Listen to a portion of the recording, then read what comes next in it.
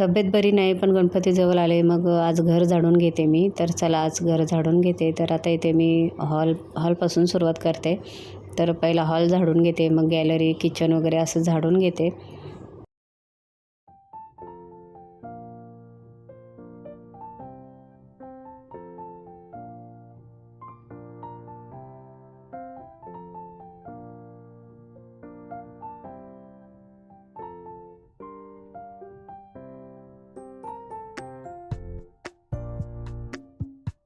तर साफसफाई करत होते, मग पार्सल आलं मिंत्रावरून. मग ते पार्सल घेतलं. तर इथे मी मिंत्रावरून कानातले मागितले होते.